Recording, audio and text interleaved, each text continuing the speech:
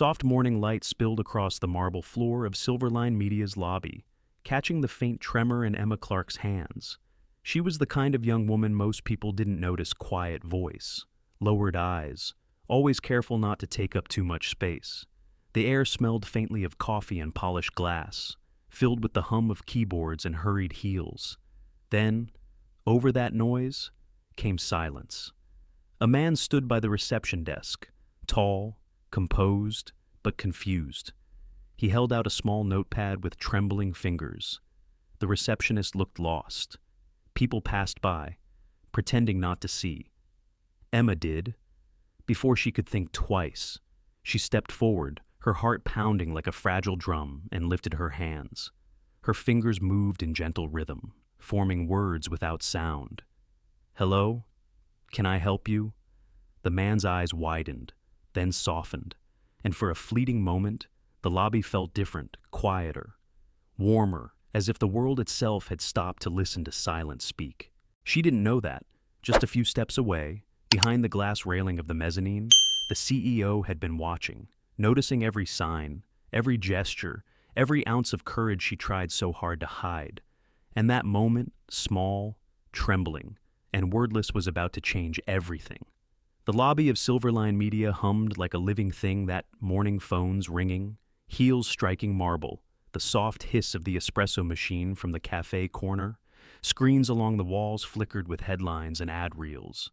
Flashes of color and motion reflected on the polished floor. Emma Clark stood behind the reception counter, clutching a stack of courier envelopes that smelled faintly of printer ink. She was new 3 weeks into her internship, and still learning when to smile, when to speak, and when to disappear. Most of the time, disappearing seemed safest. Her badge hung slightly crooked against her beige cardigan. She fixed it twice before anyone even noticed her. They rarely did. To most, Emma was just another intern, polite, quiet, careful not to take up space in a place that thrived on noise. Then came the silence. It was so sudden she almost missed it, the small break in rhythm, like the world holding its breath. A man stood a few steps from the reception desk, tall, early 50s perhaps, silver hair, calm presence. His eyes searched the faces around him, questioning, patient but uncertain. In his hand was a folder stamped with the name Lowell Innovations. He tried to speak, but no sound came, only the movement of his lips. The receptionist frowned, glanced toward the security guard, then back at the man. "Sir, I don't understand." The man smiled apologetically, then pulled out a small notepad. His handwriting, neat and deliberate, read, "Meeting with Mr. Hayes, 90 a.m." The receptionist blinked. "Right, yes." But she looked around helplessly. People were starting to stare. Someone whispered, "He's deaf, I think." Emma's heart tightened. That familiar ache, not pity, but recognition. A quiet memory flickered of her brother Luke, hands moving in the soft light of their old kitchen, teaching her how to say good morning without words. Before she realized she'd moved, Emma had stepped out from behind the counter.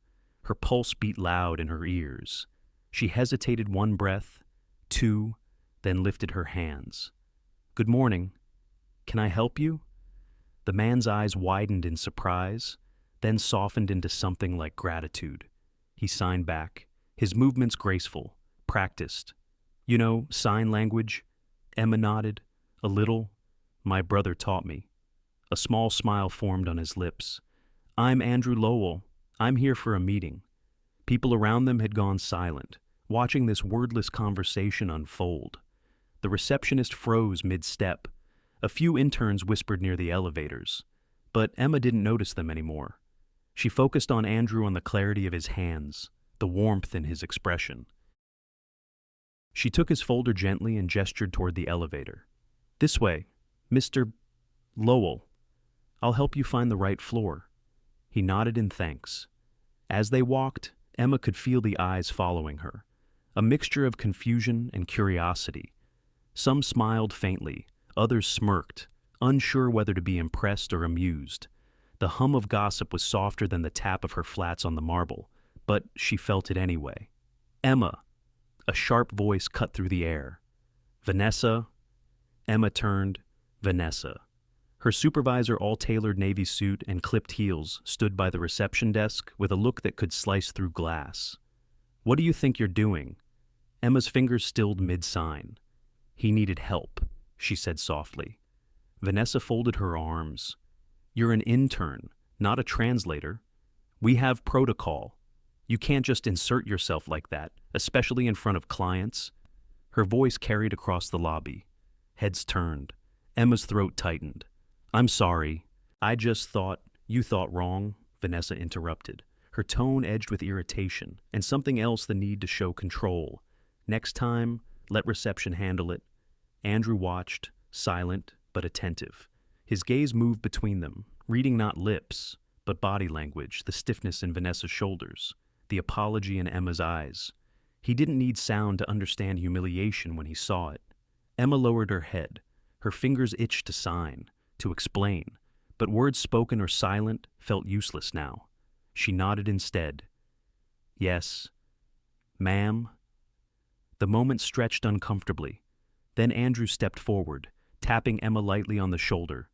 When she turned, he signed, "Thank you for your help." She blinked, surprised. "You're welcome." He gave a small, polite nod to Vanessa, who seemed unsure whether to acknowledge him or pretend not to understand. Then he followed Emma's earlier direction toward the elevator. When he was gone, Vanessa exhaled sharply. "Honestly, Emma, you need to learn boundaries. This isn't a charity." Emma murmured an apology she didn't believe and slipped back to her desk. Her cheeks burned, her heart still raced, but under the sting of embarrassment, there was something steadier. A quiet pride. She hadn't done anything wrong. She had simply seen a person who needed to be seen. As she sat, her gaze drifted toward the glass walls of the mezzanine above. Sunlight glared off the railing, but behind it, she thought she saw movement, a tall figure in a charcoal suit. Watching the scene below, for a second, their eyes met. Or maybe she only imagined it. Then the figure turned away. Emma looked down at her trembling hands, the same hands that had spoken for someone who couldn't. The same hands that, for one small moment, had felt her brother's presence again, patient, proud, and wordless. Outside, the elevator chimed softly. The hum of the lobby returned, business as usual, but Emma felt it a shift, subtle as the change in air before a storm. Somewhere above, a man she'd never met, Daniel Hayes. The CEO was still thinking about the shy intern who had turned silence into language. And though Emma couldn't know it yet, that quiet act, those trembling hands had just set something in motion that would change both their lives forever. The air in the lobby still shimmered with the quiet aftershock of what had just happened. Emma sat at her small desk, her fingers resting motionless on the keyboard, though the monitor glowed with unfinished work.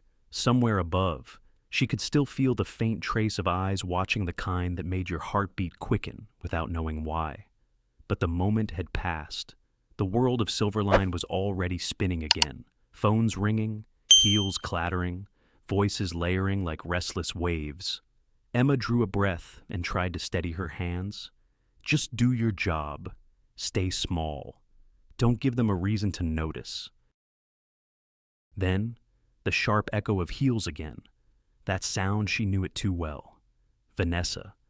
Each step like the tick of a clock counting down to something unpleasant. Emma looked up just as her manager stopped a few feet away. A perfect silhouette of authority, polished, efficient, and quietly cruel. "Emma," Vanessa said, her voice smooth but loud enough for nearby co-workers to hear. "Could you explain to me what that little performance was?" Earlier, Emma blinked, confused. Performance? The signing? The dramatics in front of the client? Vanessa continued, her smile tight, her eyes unkind. "I thought you were here to learn, not insert yourself into situations you don't understand." The words stung, even though the tone was wrapped in false politeness. People nearby paused mid-sentence, pretending to type, pretending not to listen. I was just trying to help, Emma said softly. He couldn't communicate with the receptionist. And you thought you'd be the hero of the hour. Vanessa's voice sharpened. This is a corporate office, not a charity center. We have procedures. Next time, stay in your lane. Her words landed like slaps in a room gone too quiet. Emma felt the heat crawl up her neck, her face flushing. The marble floor beneath her seemed to tilt. She wanted to vanish into it. Her mouth opened, but no sound came. From the far side of the lobby, Andrew Lowell was still there waiting near the elevators, folder in hand. He hadn't left yet. His eyes, calm but keen, followed every flicker of movement. He couldn't hear the words, but he didn't need to. He saw everything. The rigid lines of Vanessa's mouth, the way Emma's shoulders folded inward like wings clipped too soon, the silent laughter from the interns by the glass doors, the whole scene written in posture and tension. Andrew's gaze settled on Emma, not with pity, but understanding. He knew that kind of silence, the kind that wasn't chosen, but imposed. Emma finally nodded, the only safe answer she could find. Yes. Ma'am. Vanessa exhaled, pleased, brushing an invisible speck of dust off her sleeve. Good. I'd hate for a misunderstanding to reflect poorly on the team. Then, as if remembering something amusing, she added, though I must admit, your little act was cute. Next time, save it for the company picnic. A few quiet chuckles rippled through the lobby, the kind that never reached anyone's eyes. Emma forced a faint smile that didn't belong to her face and sat down again, fingers trembling above the keyboard. When Vanessa walked away, the air seemed to ease, but it was the kind of relief that came after thunder, the silence that still smelled like fear. Emma stared at the screen, but all she could see was the image of her own reflection in the black corner of the monitor, small, flushed, humiliated. A few minutes later, the elevator chimed. Andrew stepped inside, glancing once more toward the desk where Emma sat. She didn't see him this time, too focused on pretending everything was fine, but he lingered a second longer, his expression thoughtful, then pressed the button to the top floor. Upstairs, behind a glass wall streaked with sunlight, Daniel Hayes stood watching the reflection of that same elevator rise. He had seen it all, the confrontation, the quiet cruelty, the way the young intern had tried to make herself invisible afterward. Most people would forget it by lunch. He didn't. Downstairs. Emma kept her eyes fixed on her screen, her heart still unsteady. But underneath the embarrassment, a different feeling began to form, faint, stubborn. Something like defiance, though she wouldn't have called it that. She remembered Andrew's expression, the understanding, the small nod of gratitude before he left. It was enough to remind her that what she did mattered, even if no one else believed it. The day dragged on.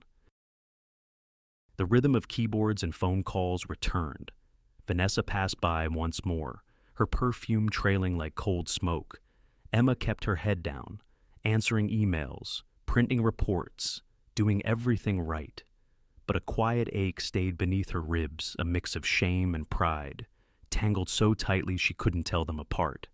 That night, when the office emptied and the lights dimmed to their after-hours glow, Emma lingered by the window overlooking the city. The glass reflected the pale outline of her face, her badge, the faint dust of tears she'd refused to shed. She lifted her hands instinctively, fingers moving through the air in small, private motions. It's okay, she signed softly to herself, the way Luke used to tell her when words hurt too much to speak. Outside, the city pulsed with its endless noise, but here behind the glass it was quiet, almost peaceful. Somewhere beyond those walls, a man named Andrew Lowell was sitting in a waiting room, thinking about a shy intern who had spoken to him in the language of silence.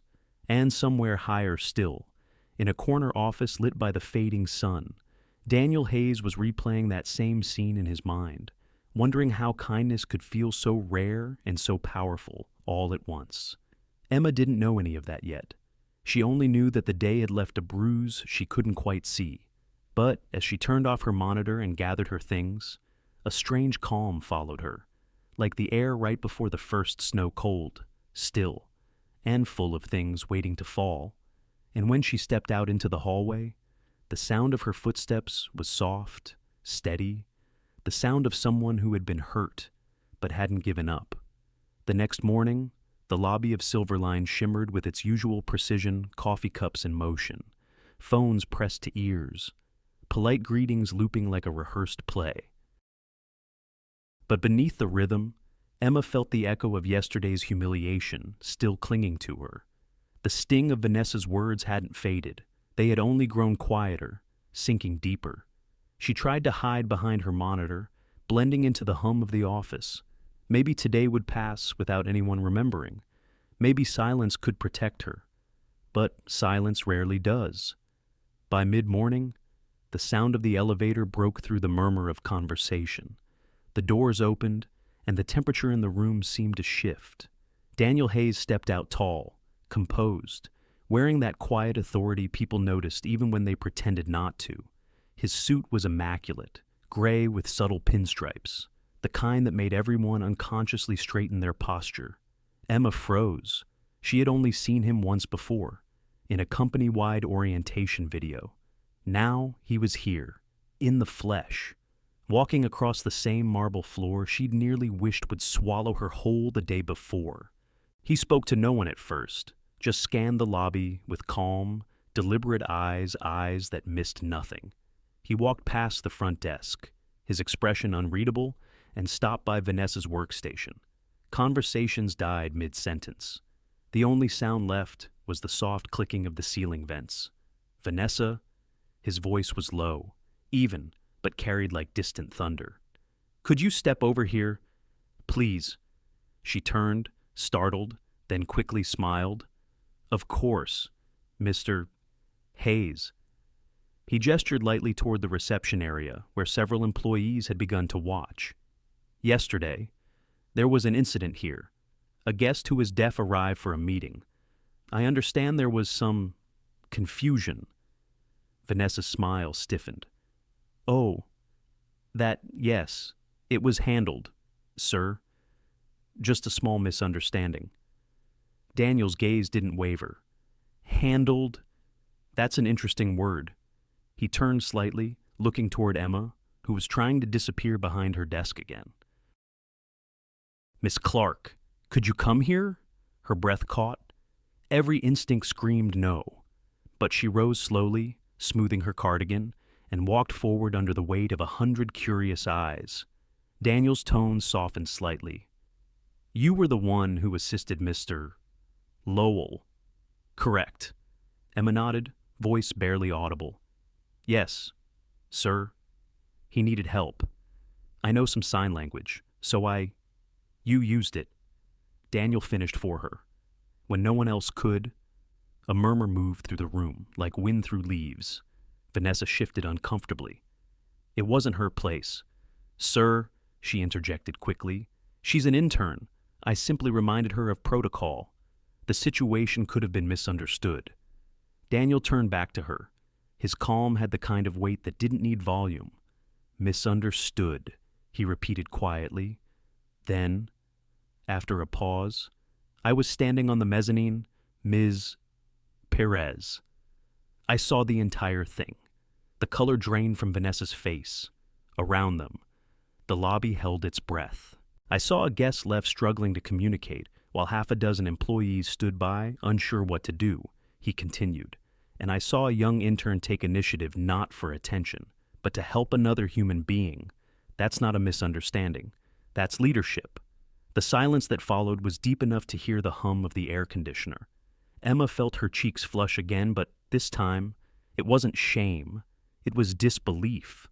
Daniel looked directly at her now. "Miss Clark, thank you. What you did yesterday reflects the kind of integrity this company needs more of."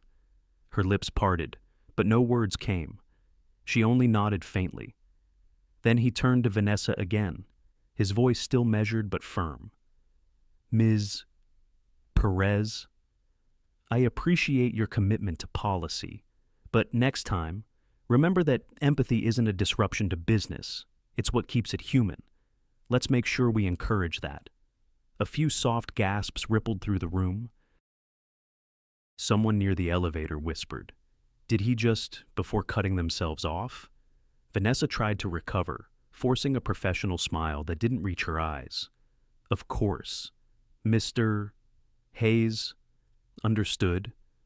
Daniel gave a polite nod and stepped away, heading toward the corridor that led to the executive offices. For a few seconds, no one moved. Then the murmurs began, quiet, incredulous, electric. Emma stood frozen, heart racing, unsure whether to smile or hide. When she finally looked up, Andrew Lowell was there again, near the front desk, waiting patiently for his escort to the meeting upstairs. He met her gaze and signed a single word: "Bravo." Her throat tightened. She wanted to sign back, but before she could, Vanessa brushed past her with a cold glance and a whisper sharp enough to cut. "Enjoy your moment, Clark. It won't last." Emma didn't answer. She just returned to her desk, her hands trembling slightly, her chest tight with something that wasn't quite fear anymore. Later that morning, a message appeared in her inbox from executive office. Her stomach flipped before she even clicked it. "Please report to conference room A at 10:00 A. M. Assist Mr. Lowell as temporary liaison during today's meeting." She reread it 3 times, then again. The words blurred slightly, the way things do when your heart is louder than your thoughts. At 9:59, she stood outside the glass doors of the conference room. Inside, Andrew was already seated, reviewing notes on his tablet. Daniel Hayes stood at the head of the table, speaking quietly with another executive. He noticed Emma's reflection in the glass before she entered and gave a small nod that almost looked like a smile. She took her seat beside Andrew, trying to breathe steadily. When the meeting began, Daniel introduced her simply. "This is Emma Clark. She'll be assisting as our interpreter today." No applause, no grand gesture, just that calm acknowledgement that carried more meaning than any speech. As the discussion unfolded, Emma translated softly, her hands moving with careful rhythm. The tension she'd carried since yesterday began to loosen with each sign. Each word she bridged between 2 worlds. And when Daniel glanced her way once, just once, there was something in his eyes that made her pulse skip. Respect. Maybe even admiration. By the time the meeting ended, the noise of the lobby had faded into a distant memory. Emma gathered her notes, still half in disbelief. As she reached for the door, she heard Daniel's voice behind her. "Miss Clark," he said. She turned. "Good work today." Just that. Simple. Quiet. But the warmth in his tone settled somewhere deep in her chest. Outside the conference room, the light spilled across the floor in wide golden stripes. Emma paused, letting it touch her face for a moment before stepping forward. The day that had begun with shame had ended with something she hadn't felt in a long time: dignity. And as she walked back toward her desk, she didn't notice Vanessa watching from the far corner, her smile thin, her eyes calculating. For the first time, Emma wasn't looking down. She was looking forward. That afternoon, sunlight spilled through the tall windows of the Silverline cafeteria, landing in soft rectangles across the tables. Emma sat near the far corner, where it was quietest, her sandwich untouched and her mind still replaying the morning. Daniel Hayes' voice, calm, steady, kind, still echoed faintly in her thoughts. "Good work today." Simple words, but they had felt like a door quietly opening somewhere inside her. For the first time in weeks, she wasn't invisible. She was seen. A shadow crossed the table. She looked up, startled, to find Andrew Lowell standing there. He carried a tablet under one arm, his expression composed but warm. His assistant was nowhere in sight. Instead, he signed with the ease of someone who had spent a lifetime in silence but never stopped listening. "May I sit?" Emma nodded quickly, standing halfway before remembering herself. "Of course." She signed back, smiling. He sat across from her, setting the tablet down. His movements were slow, deliberate, full of grace. There was something grounding about him, as if the world around him always moved too fast. and he alone had mastered the art of stillness. "You did well today," he signed. "Your interpretation was clear, precise." Emma's cheeks flushed. "Thank you. I was nervous." "Good. It means you care." His eyes glimmered with a trace of humor. Then he leaned slightly forward. "I have a request." Her heart gave a small, startled leap. "A request." He nodded. "Next week, Silverline will host a strategic planning meeting. The board, the executive team, external partners. It's crucial for my company and for yours. I want you to interpret for me." Emma froze, hands halfway lifted. "Me, I'm just an intern." Andrew tilted his head, a patient smile tugging at the corner of his lips. "Yesterday, you were the only person in a crowded lobby who saw me, not my silence. That's not something you can teach. It's something you are." Her throat tightened. She wanted to tell him that she wasn't ready, that she might mess up, that people like Vanessa would eat her alive for daring to step out of line. But the way he looked at her steady, certain made those words vanish before they could form. "I'll think about it." She signed softly. He nodded. "Good. But don't take too long. Opportunities don't always knock twice." He rose, slipping his tablet under his arm, and walked away with that same quiet dignity. Emma sat for a moment longer, her pulse still racing. She wasn't sure if it was excitement or fear. Maybe both. That evening, long after most employees had gone home, Emma remained at her desk. The office felt different after dark, emptier, softer, like the building itself had taken off its suit and tie. The city lights shimmered through the windows, painting faint reflections on the glass partitions. She opened her laptop and began to search, interpreting techniques for business meetings, professional etiquette for sign language interpreters. She took notes, practiced silently. Her hands moved in slow, deliberate shapes, mirroring words she whispered under her breath. Vision, partnership, inclusion. The words felt heavy and important, too big for someone like her. A sound behind her made her stop, the faint click of shoes against marble. She turned and saw Daniel Hayes standing by the hallway, his suit jacket draped over one arm, his expression unreadable in the half-light. "Still here?" he asked. Emma stood quickly, nearly knocking her chair back. "Yes, sir." "Just finishing up?" He nodded, walking closer. "You did a remarkable job this morning." "Thank you," she said, her voice barely above a whisper. He paused beside her desk, glancing at the open browser tabs on her screen. His mouth curved into the faintest smile. Preparing already, Emma hesitated. "Mr. Lowell asked me to interpret for him next week. I haven't decided yet." "You should," Daniel said simply. "You handled yourself with composure. The board could use a bit more of that." His tone wasn't commanding, just certain, like someone stating an obvious truth. Emma met his gaze and, for a fleeting moment, saw not the intimidating CEO, but a man who noticed things others missed. "I'm not sure I'm ready," she murmured. He studied her for a moment, then said quietly, "No one ever is, until they begin." He gave her a small nod and turned toward the exit. "Good night, Miss Clark." When he was gone, the silence felt different, full, somehow. Emma sat down slowly, her reflection caught in the dark glass of her screen. "No one ever is, until they begin," she repeated under her breath. The next morning, she found a message waiting in her inbox. Meeting confirmation, Silverline Strategic Planning Session, Monday, 9:00 a.m. Interpreter Emma Clark. No signature, no request for approval, just fact. Her hands trembled slightly as she read it. Somewhere between fear and wonder, she smiled. Maybe someone somewhere had already decided she was ready. In the days that followed, she rehearsed quietly whenever she could. During lunch breaks, she practiced translating imaginary sentences from company memos. On the subway, she mouthed words, her fingers twitching subtly in her lap. At night, she dreamed of Luke, her brother's gentle face lit by the glow of a desk lamp as he guided her hands, signing slowly, You'll be fine. Just listen with your heart. The morning of the meeting arrived gray and calm. The city was still damp from overnight rain, the air fresh with the scent of wet pavement.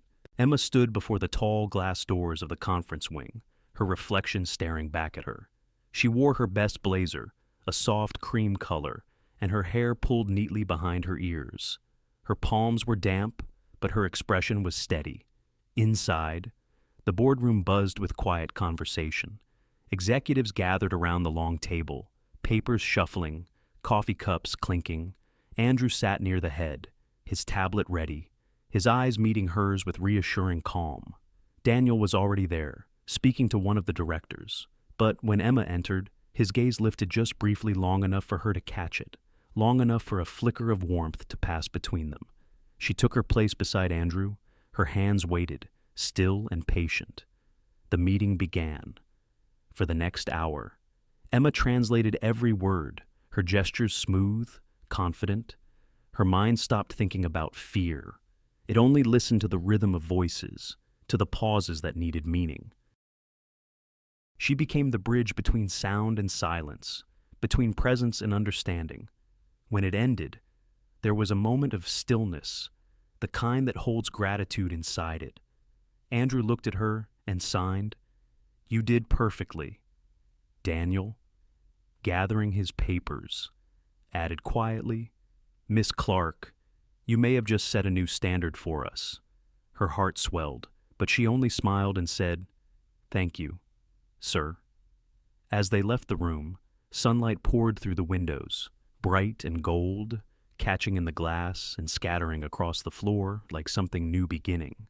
And for the first time since she'd stepped into Silverline, Emma didn't feel like she was borrowing space.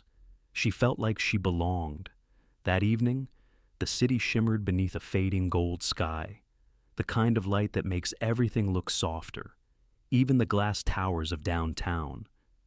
Emma left the building later than usual, the rhythm of her steps slow, unhurried. Her bag felt lighter somehow, though her heart carried a quiet, full weight she couldn't quite name.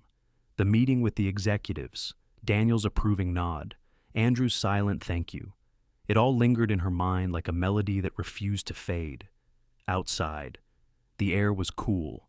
The faint sound of traffic hummed from a few blocks away, mingling with the scent of rain still clinging to the pavement.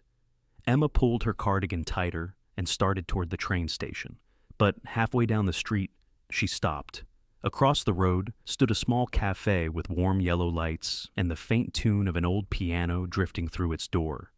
Without thinking, she crossed over and went inside. She chose a corner seat near the window, ordered tea she didn't really want. The place smelled of cinnamon and something familiar like home. As she waited, she looked out at the city, watching reflections of people moving through glass, the blur of headlights, the endless rhythm of strangers coming and going. And suddenly, she saw his face.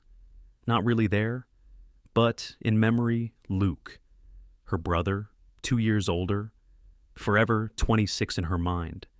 His smile easy, his laughter quiet but contagious. She closed her eyes, and the sounds of the cafe faded until there was only that memory, their childhood living room bathed in afternoon light. A younger Emma sitting cross-legged on the carpet while Luke moved his hands gracefully through the air. A, B, C, he'd sign, then wait for her to follow. She'd stumble, forget the shapes, then laugh until her stomach hurt, and he'd tap her nose gently, signing again. She could still remember the warmth of that moment, the way his silence never felt empty.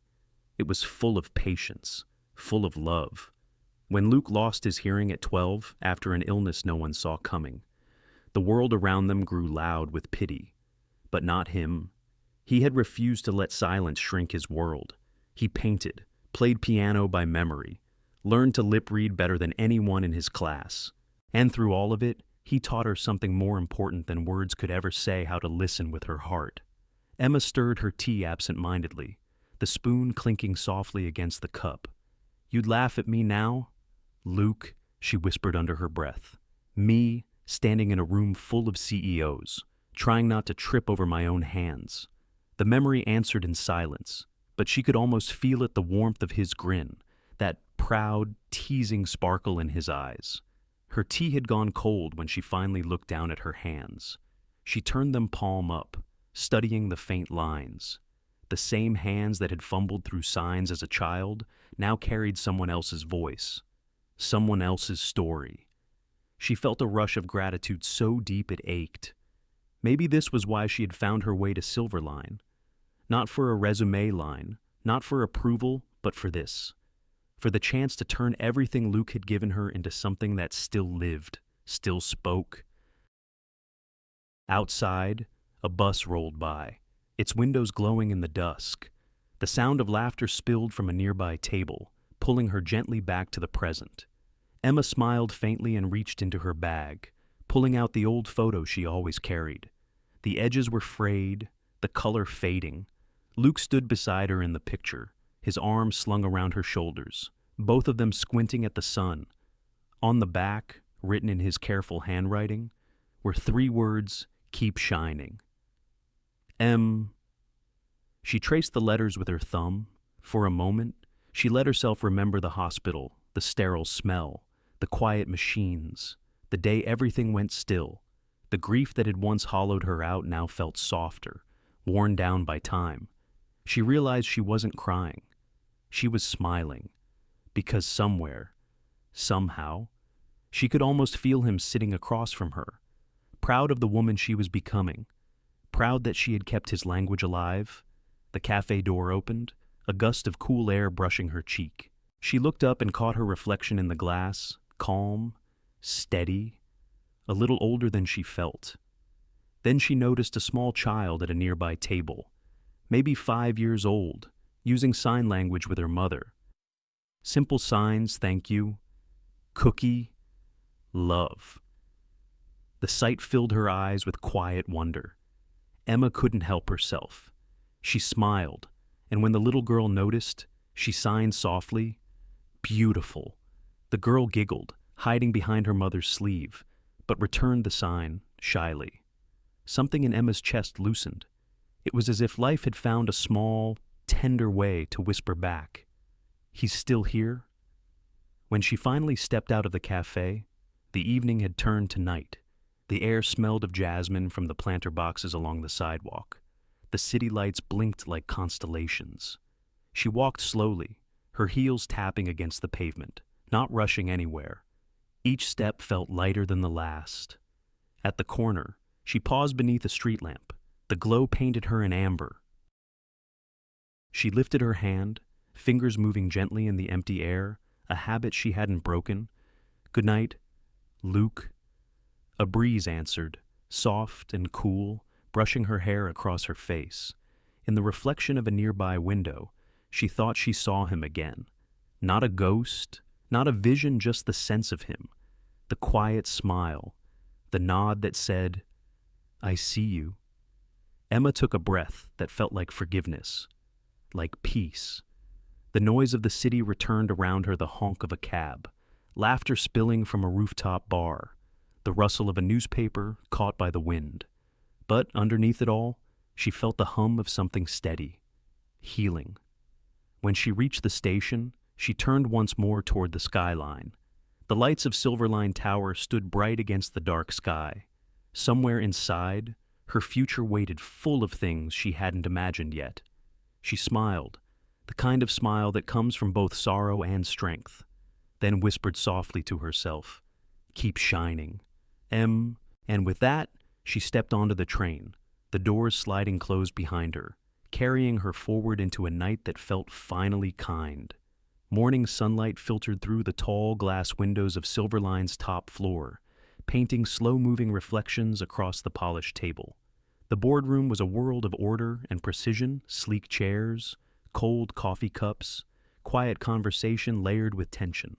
But within that room, one small figure stood out against the stillness. Emma, calm, focused. Her hands moved gently as she interpreted for Andrew, her motions steady and fluid, as if every word had weight and grace. Daniel Hayes sat at the far end of the table, posture composed, but his attention was elsewhere. Through the glass reflection behind the speaker, he watched her not in the way people stare, but in the way someone notices something genuine for the first time. There was no nervous fidgeting, no hesitation in her eyes, only that calm, listening presence. He'd seen countless employees chase to be heard. Rarely had he seen one who listened so completely. The executives debated projections, budgets, future partnerships. Voices rose, opinions collided, yet somehow, through it all, Emma remained unshaken. Her gestures caught the rhythm of the conversation, the pauses, the emphasis, the tone. She translated not just words, but intent. Daniel noticed how Andrew watched her too, occasionally nodding with appreciation, his expression open and trusting. It was as if she had built a bridge between two worlds and was standing quietly in the middle, holding both sides steady. At one point, when a director spoke too quickly, Andrew's brow furrowed in confusion. Emma didn't miss a beat. She lifted her hand slightly, signaling for the speaker to slow down, her movement polite but firm. The room stilled for a fraction of a second, and then the man obliged. A few people exchanged glances, a quiet intern commanding the rhythm of a board meeting, yet no one questioned it. Her quiet confidence had made it natural. Daniel leaned back slightly, his gaze unfocused for a moment. He'd spent years in rooms like this, filled with noise disguised as intelligence, ego mistaken for leadership. And yet, here she was, a young woman with no title, guiding the flow of communication without saying a single word aloud. Something about that unsettled him, or perhaps humbled him. When the meeting adjourned for a short break, Daniel lingered by the window, arms folded, watching the city stretch beneath him. The reflection in the glass showed Emma standing near Andrew, helping him review a few notes. Her posture was attentive, not servile. She listened first, then responded with precision. Her presence carried an ease that made others lower their guard. Quite remarkable, isn't she? The voice belonged to Richard, Silverline's CFO, who had walked up beside him with a cup of coffee. Daniel didn't answer immediately. His eyes stayed on the reflection. "She is," he said finally. "How long has she been here?" Richard thought for a moment. "A few months, I think. Internship through a community program, Vanessa's department." At the mention of Vanessa, Daniel's expression shifted a brief flicker of recognition. Then dismissal. "She doesn't belong in the intern box anymore," he said quietly. Richard raised an eyebrow. "You're thinking of promoting her." "Not yet," Daniel said. "But I'm thinking of something." When the meeting resumed, Emma returned to her place. The discussion deepened accessibility partnerships, new software integration, community outreach. Andrew spoke with conviction about inclusion, his hands moving in practiced rhythm. And each time, Emma's interpretation added warmth to his message, softening edges, making meaning tangible. Daniel found himself listening differently. He wasn't just hearing the pitch, he was watching connection happen, watching understanding bloom where it hadn't before. The room no longer felt divided by sound or silence. It felt whole. For a fleeting second, Daniel wondered what kind of person could do that. Not just speak for others, but help people truly hear one another. As the meeting drew to a close, he caught Andrew's eyes across the table. The older man signed something, a short phrase, then nodded toward Emma. Daniel didn't understand the sign, but he caught the look, pride, gratitude, recognition. When the executives began to leave, Daniel stayed behind, pretending to review notes while Emma packed up her things. She was careful, methodical, placing her notepad neatly in her bag, adjusting her cardigan, tucking a loose strand of hair behind her ear. Small gestures, but they carried the same precision she brought to everything else. "Miss Clark," Daniel said suddenly. She looked up, startled, her eyes wide. "Yes, sir." He gestured toward the seat across from him. "Do you have a minute?" She hesitated, then nodded and sat. Daniel studied her for a moment before speaking. "You handled yourself exceptionally today. The way you facilitated communication, it wasn't just translation. It was connection. That's rare. Her hands tightened around her notebook. Thank you. I just wanted to make sure Mr. Lowell could participate fully.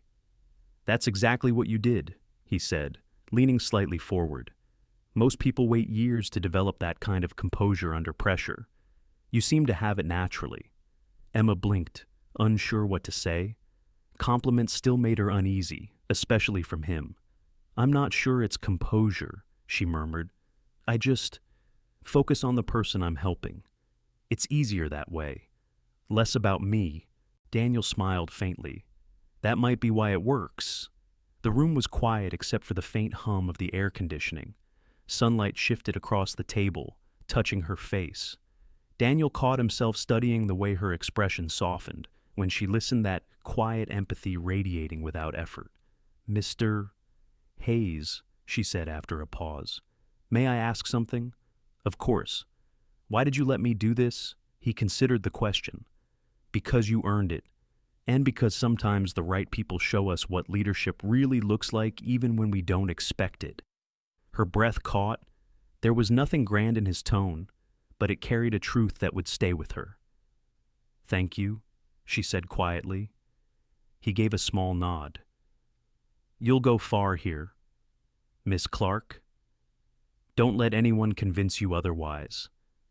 For a moment, the air between them felt lighter, like something unspoken had settled into place, respect, perhaps, or recognition. When she left the room, Daniel watched her reflection fade in the glass until it disappeared completely. But he didn't look away. He found himself still thinking of her, the calm strength, the unforced humility.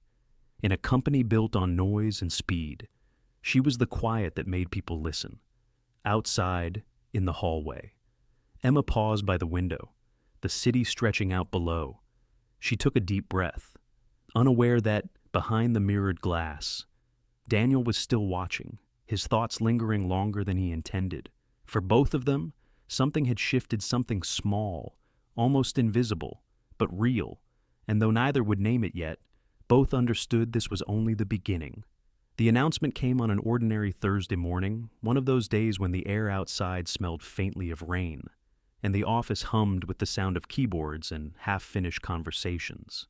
Emma arrived early, as always, setting her tea on the edge of her desk, tucking a strand of hair behind her ear, ready to disappear into quiet work. But that morning, her name was waiting in everyone's inbox, effective immediately. Emma Clark will assume the newly established role of accessibility liaison. She will be responsible for advising teams on inclusion practices, accessibility and communication, and interdepartmental awareness training. No signature at the bottom, just the executive office. At first, she thought it was a mistake. She reread it 3 times, her heart quickening with each line. Accessibility liaison, the first in the company's history. She wasn't even out of her internship contract yet. A few desks away, someone whispered her name, then another. The air shifted like ripples spreading through still water. By the time Vanessa arrived, the whispers had turned into quiet conversation. Is that the same Emma from communications? Someone asked near the printers.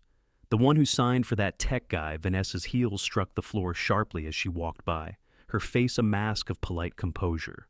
Congratulations, she said, pausing at Emma's desk. Her tone was smooth, her smile precise. You've made quite an impression upstairs. Thank you, Emma managed, unsure if it was gratitude or apology she was supposed to offer. As Vanessa walked away, a soft hum of curiosity filled the space she left behind. Some coworkers came over to smile, offer polite words, but Emma could feel it, admiration edged with something else. Envy, doubt, the kind that hides beneath compliments. By noon, her calendar had filled with meetings she hadn't asked for, introductions, onboarding sessions, new responsibilities she was still learning to define. Daniel Hayes himself had added one touch base. 3:00 p.m., conference room B. She spent the next few hours moving through the motions of her old tasks, emails, reports, data entries, while her mind spun quietly in the background. Why me? The question kept returning, soft but relentless. At 3:00, she stood outside the conference room door, smoothing the front of her blazer. Inside, Daniel was already there, reviewing something on his tablet. He looked up when she entered and gestured for her to sit. "Congratulations, Miss Clark," he said. "You've earned this." "Thank you, sir," she replied. Her voice sounded smaller than she meant it to. "I wasn't expecting." "That's the best kind of promotion," he interrupted gently. "The one you don't chase." He set the tablet aside, studying her expression. Silverline has been looking to expand its accessibility efforts for years. We've built technology that connects millions, but we've never really looked at how people connect inside these walls. You changed that. Emma blinked. "I just saw someone who needed help." Daniel smiled faintly. "That's where most good things start." For a moment, the room went quiet except for the soft hum of the lights overhead. Then he continued. "You'll report directly to me for now. There's no precedent for this position, so we'll build it together." The words settled deep, heavy with meaning. She wasn't just an intern anymore. She was being asked to shape something new. When the meeting ended, she walked through the hallway with a strange stillness. Everything looked the same, the polished floors, the framed campaign posters, the faint scent of coffee drifting from the break room, but it all felt different. Every sound seemed sharper. Every glance lingered a little longer. Later that week, her new nameplate arrived: Emma Clark, Accessibility Liaison. The letters gleamed under the soft light of her desk lamp. She ran her fingers over them slowly, as if to be sure they were real. But not everyone shared her quiet joy. She noticed it first in the small ways, the conversations that stopped when she walked by, the polite smiles that didn't reach the eyes, the way Vanessa's tone softened in meetings, but her words carried barbs hidden in compliments. "Emma has such a kind heart," she said once, voice sweet as honey. "It's wonderful to see compassion rewarded even if experience might have served the role better." Emma smiled through it. Even when it stung, she told herself that people just needed time. Change unsettled everyone, especially in places where hierarchy was the unspoken law. Still, she couldn't ignore the unease beneath the surface. Her days filled quickly. Meetings with HR about accessibility training, consultations with tech teams designing new communication tools, brainstorming sessions with marketing on inclusive messaging. She spent her evenings preparing presentations, her weekends reading about best practices.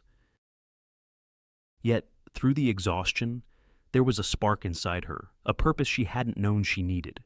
Sometimes, late at night, she'd pass the glass-walled offices of the upper floor, the city lights reflecting like constellations across the carpet. She'd see Daniel there, still working, a faint glow from his laptop outlining his face. Once, as she walked by, he looked up and met her gaze through the glass. He gave a brief nod, a silent acknowledgement that said, "You're doing well. Keep going." That small gesture carried her through the next day, and the next. But not everyone looked at her that way. She began to hear murmurs, people saying she'd only been promoted because of the CEO's sympathy, that her story made for good PR, that she was the face of inclusion, not the substance of it. At first, she tried to ignore it, but words, even whispered, have a way of finding their mark. One afternoon, while refilling her coffee, she overheard two colleagues in the break room. Lucky, really, one said, "Right place, right time," or "right people watching." The other replied, with a short laugh. Emma stood in the doorway for a second too long before stepping back into the hallway. Her heart thudded softly, not from anger, but something quieter, sadness. She returned to her desk, sat down, and exhaled slowly. Outside her window, the sky was shifting from pale blue to amber, the city fading into dusk. She stared at her reflection in the glass, still the same face, the same hands, but something inside her was changing. She wasn't just surviving this place anymore. She was shaping it. She took a deep breath, straightened her nameplate, and whispered softly to herself, "Let them talk. I'll show them."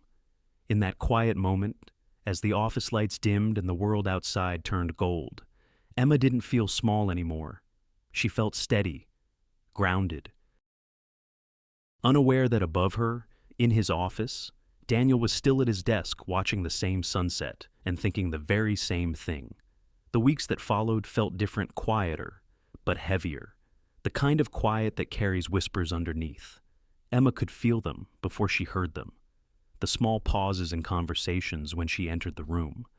The polite smiles that came a beat too late. She told herself it didn't matter. People just needed time. Change always stirred discomfort. But one morning, as she walked past the break room, she caught her name in a tone too light to be kind. Vanessa's voice. "You know what's funny," she was saying, stirring sugar into her coffee. Silverline calls it a promotion. I call it good timing and good acting. A little sign language, a little sympathy, and suddenly she's a hero. A few people chuckled softly, the kind of laughter people use when they don't want to pick sides. Emma froze outside the door. She didn't move. She didn't need to hear the rest, but the words slipped through anyway, sharp and low. "She's not qualified for that role," Vanessa continued. "It's all for show. Look how inclusive we are. It's marketing, that's all." For a long moment, Emma stood there, her hand on the doorframe. Then she turned away and walked back to her office without a sound. That night, she stayed late again. The building was nearly empty, the hum of the air vents filling the silence. She sat at her desk, staring at the city lights below, fingers resting lightly on the keyboard. She could have gone to HR. She could have told Daniel. But she didn't. She'd learned long ago that some things weren't worth arguing. You don't prove your worth by speaking louder. You prove it by continuing to do the work no one expects you to do well. So, she did. Over the next few weeks, Emma threw herself into the new role. She created accessibility guidelines for the company website, coordinated with designers on visual clarity, worked with HR to introduce inclusivity workshops. She spent her evenings drafting proposals and researching best practices until her eyes blurred. Slowly, quietly, the changes began to take shape. Closed captions appeared on company videos.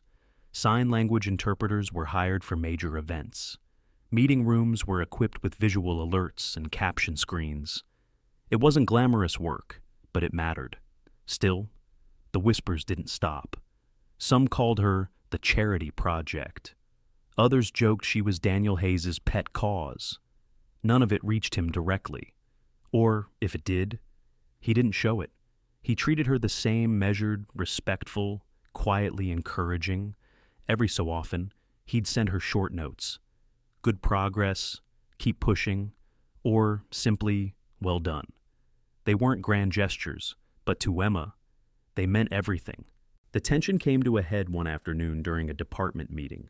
Vanessa was leading the discussion, sharp and confident as always. Her tone clipped like the click of her heels. Emma was there to present a brief update on the new accessibility interface. She'd spent nights preparing, fine-tuning every slide, making sure it wasn't just right, but human. When it was her turn, she stood, heart steady, but voice soft. "Our goal," she said, "is not to add features, it's to remove barriers. We're not building for statistics. We're building for people." For a moment, there was silence. Then, one by one, heads began to nod. Even those who'd stayed skeptical looked thoughtful. Vanessa, seated at the end of the table, smiled tight, controlled, beautiful sentiment, she said sweetly. "But I hope you're backing it with data. Feelings don't drive revenue." Emma paused, meeting her gaze. Then, without a word, she clicked to the next slide charts. Numbers, engagement metrics, projected growth, all clear, all real. The room murmured approval. Vanessa's smile faltered slightly, but she recovered with a quick laugh. "Well," she said, "looks like I spoke too soon." Emma didn't reply. She didn't need to. Later, when the meeting ended, a few colleagues approached her, voices low but genuine. "That was impressive." One said, "You made it make sense." Emma smiled. "That's the point," she said softly. "It should make sense to everyone." By evening, She returned to her desk, exhaustion settling into her shoulders. She looked down at her hands, those same hands that had once fumbled through signs in her brother's bedroom, the same ones that had trembled under judgment in this very lobby. Now, they moved with quiet certainty over the keyboard. Outside, the reflection of her office merged with the skyline, the soft blue of twilight spreading through the glass. She thought of Luke again, of his steady patience, of how he'd taught her to keep going even when the world grew loud with doubt. In the days that followed, she noticed small shifts around her. A coworker asked to learn a few signs. Another added captions to their presentation voluntarily. Someone left her a note that said, "Thank you for making me see things differently." Tiny ripples, but real and still. Vanessa's presence lingered in the background, like a shadow just out of reach. She didn't confront Emma again, not directly, but her tone in meetings, her subtle jabs, the way she emphasized Emma's emotional initiatives, it all carried the same quiet venom. Emma stopped reacting. She smiled politely, stayed steady, and let her work speak louder. One Friday evening, as she packed her things, she noticed Daniel passing by her desk. He paused, hands in his pockets. "You've been making waves," he said, half smiling. "Good ones, I hope. The kind that last," he replied. People are talking, Emma, but for once, it's not about the noise.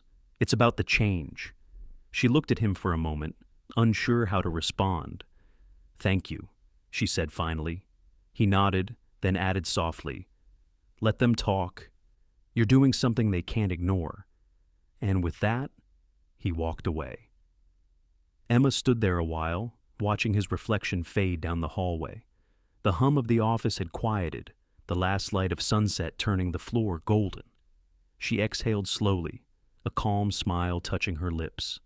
She didn't know what tomorrow would bring: the whispers, the pressure, the quiet wars people fight behind polite smiles. But she knew this: she would meet it the same way she met every challenge before, with silence that spoke louder than words. And outside, through the tall glass windows, the city lights began to flicker on one by one, steady and sure, like tiny acts of resilience refusing to fade. The email arrived late on a quiet Tuesday evening. The office was mostly empty, save for the soft hum of computers left on sleep mode and the faint city glow filtering through the glass. Emma was halfway through reviewing a proposal when her inbox pinged with a new subject line: Invitation, Voices That Matter Conference, Keynote Segment. At first, she thought it was a mistake. Her cursor hovered over the message, uncertain, but as she read, her heartbeat quickened. The conference was one of the largest in the communications industry, where leaders, creators, and advocates gathered to talk about the power of language, connection, and empathy. The invitation was addressed directly to her. They wanted her to speak about accessibility, about inclusion, about the bridge between silence and understanding. For a long time, she just sat there, staring at the screen. Her reflection in the glass window looked calm, but inside, something trembled. She wasn't used to being the voice in the room. She had always been the listener, the translator, the bridge. Speaking out loud, being heard, felt foreign. When she told Daniel the next morning, he listened quietly, leaning back in his chair. Then he said simply, "You should do it." Her hands tightened around the folder she held. "I'm not sure I'm ready. It's a lot of people." He gave a faint smile. "Maybe, but they're just people. The same kind you've been helping understand each other since the day you walked into this building." He paused. "The difference is, this time, you'll be speaking for yourself." She nodded slowly, not trusting her voice. The following week blurred into preparation drafts, revisions, sleepless nights spent trying to find the right words. Not perfect ones, just honest ones. Each time she practiced, she saw Luke in her mind, signing softly, "You don't need to be loud, just true." The morning of the conference arrived bright and crisp. The venue, a grand hall lined with glass walls and polished wood, buzzed with anticipation. Rows of chairs filled quickly, voices weaving through the air like threads of energy. The stage lights cast a warm glow on the podium. A banner behind it read, "Voices That Matter." Backstage. Emma waited, palms damp, heartbeat unsteady. Andrew Lowell found her there, calm as ever. He smiled, signing slowly, nervous. She exhaled, terrified. He chuckled, signing back. Good. It means you care. When they called her name, she stepped onto the stage. The applause felt distant, like the sound of rain on a faraway roof. She stood behind the microphone, looking out at the sea of faces, executives, advocates, students, journalists, so many people waiting to hear her. She took a breath and began. "When I was 8 years old," she said softly, "my brother Luke taught me my first word in sign language. It wasn't hello or thank you. It was listen." The room fell silent. Even the air seemed to hold its breath. "He told me that listening isn't about sound," she continued. "It's about attention, about presence, about seeing someone fully, even when they have no words left to give." Her voice was steady now, slow and rhythmic. She spoke of Luke's laughter, of how silence had shaped their bond, of how she'd carried that same lesson into every corner of her life. Then she spoke about the workplace, about how inclusion wasn't charity, it was clarity, about how accessibility wasn't an add-on, but the foundation of real connection. As she spoke, her words began to flow like a story rather than a speech. She described that morning in the Silverline lobby, the quiet man who couldn't speak, and the choice that had changed everything. "That day," she said, her eyes soft, "I realized something simple, that sometimes the smallest act of recognition can open a door wider than power ever could." The audience listened without moving. Some nodded, some wiped at their eyes. She finished with her hands raising them in front of her chest, signing each word slowly, clearly. "Understanding is a bridge. We just have to cross it." And then, silence. For a moment, the world stood still. Then, like the swell of a tide, the room erupted in applause. People rose to their feet, the sound echoing across the hall. It was not polite or performative. It was full, raw, real. Andrew, sitting near the front, was clapping too, his expression bright with pride. Emma stood there, her throat tight, her vision blurred by tears she hadn't expected. For years, she had spoken with her hands for others. That day, she realized she had finally spoken for herself. When the applause faded, she stepped off the stage, still trembling. Backstage, Daniel was waiting, his hands tucked in his pockets. When she saw him, she almost laughed. He looked more proud than he probably meant to. "That," he said quietly, "was extraordinary." She smiled, her voice barely above a whisper. "I didn't think I could do it." "You didn't just do it," he replied. "You reminded people why we do what we do." She didn't know how to respond, so she simply nodded, eyes glistening, heart full. Later that night, as the city lights shimmered through her hotel window, Emma replayed the moment again, the stillness before the applause, the faces in the crowd, the warmth that had filled her chest. Somewhere deep down, she felt Luke there, too, not as a memory, but as present steady, smiling, proud. She lifted her hands once more and signed softly into the quiet room. "Thank you." And though there was no sound, she could almost hear it, the echo of his voice, somewhere in the distance, saying, "I told you so." Outside, the city glowed against the night sky, and in that soft light, Emma knew her voice, once small and hidden, had found its place in the world, and the world finally was listening. The video was uploaded on a quiet Sunday morning. Emma hadn't even known about it. Someone from the conference had clipped her speech the moment she signed, "Understanding is a bridge," and posted it online. Within a day, it began to spread. By Monday, it had found its way across feeds and headlines, under hashtags she'd never seen before. People shared it with captions like, "This is what empathy sounds like," and "A voice that finally makes silence visible." At first, she didn't quite believe it. She opened her phone one morning and saw her own face staring back at her from a news segment thumbnail. She clicked it hesitantly. The anchor was saying her name, Emma Clark, accessibility liaison at Silverline Media, and describing her as the young woman redefining communication in corporate America. The footage cut to a clip of her speaking, the crowd rising to their feet, and then to the captioned sign, "Understanding is a bridge." Her inbox filled with messages, some from strangers, some from journalists, some from people who had family members with disabilities. There were thank yous, stories, and letters that began with, "You reminded me." Emma read them slowly, one by one, each one heavier than the last. At first, it felt like warmth, recognition not of fame, but of meaning. People weren't seeing her as an intern anymore, or a quiet girl who once stood in the lobby with trembling hands. They were hearing her message, her brother's message. But warmth, when too bright, can also burn. By midweek, the attention had grown beyond control. Her phone wouldn't stop buzzing. Media requests poured in, invitations to panels, collaborations, endorsements. Silverline's PR department was thrilled they saw opportunity. For them, Emma's story was a perfect headline. From intern to inspiration.